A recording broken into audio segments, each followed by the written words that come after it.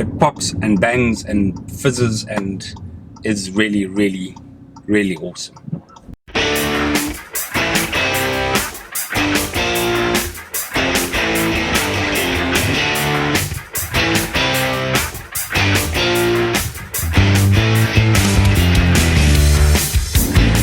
Yesterday was really frustrating. When you've got a really busy day and a million things to do, you've got an Audi RS3 sitting in the parking lot smiling at you, and you just can't find a gap to go and drive it properly. Mega frustrating.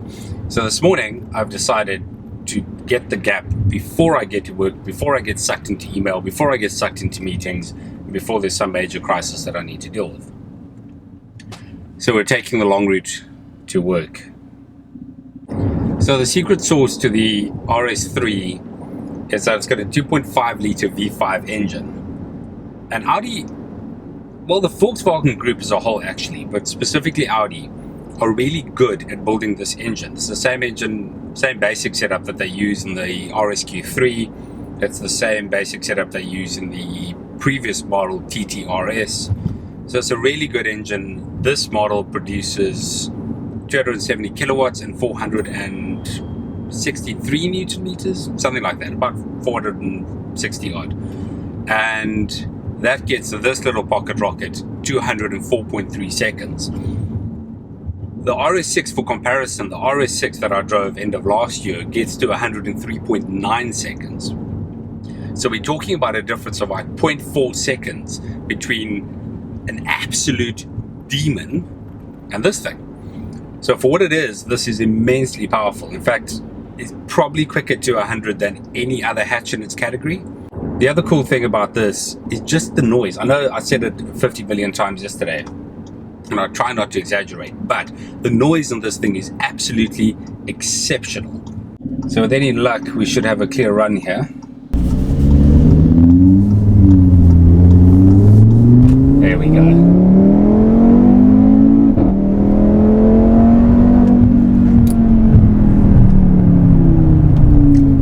No luck.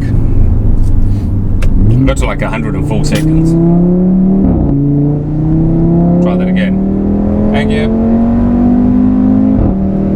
I love that noise. Just when you gear down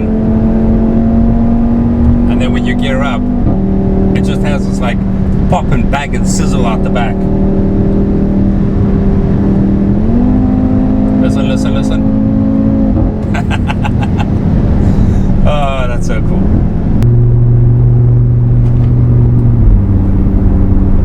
And then the magic of this car is just going back into drive mode and everything calms down and it's just an ordinary car.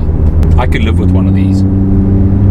The problem with living with one of these is the 700 grand price tag, and that's before any extras like sunroofs and fancy seats and stuff.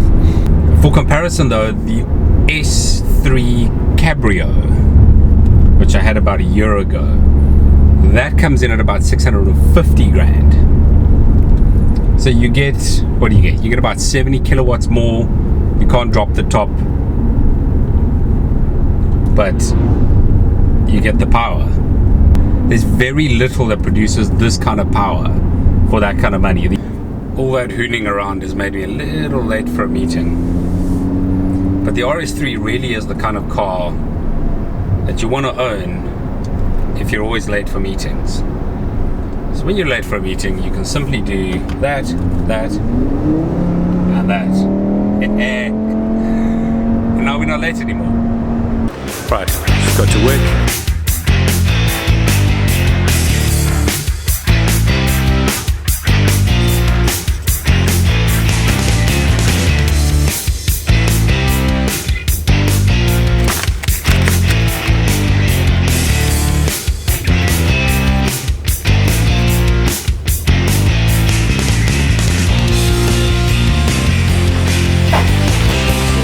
What's up, boys?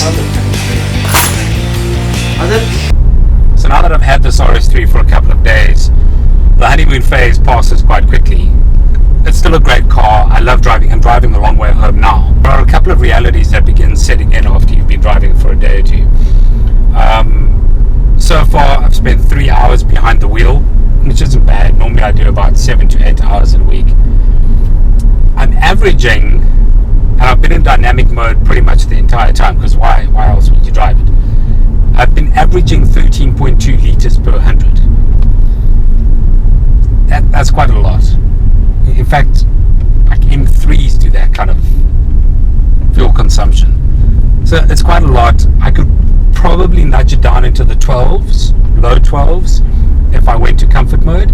But what's the fun in that? Why would you buy a car like this and put it in comfort mode and drive it carefully? You just don't do that. You buy this car, you drive the hell out of it. But the 13.1, 13.2 that I'm averaging isn't that bad. I remember driving the Golf 6 GTI, and I had proper fun in that, but I couldn't get that below 12. So here you have a car that is a good 100 kilowatts more. In fact, probably 110, 120 kilowatts more than that. Fantastically loud, and it averages the same fuel consumption.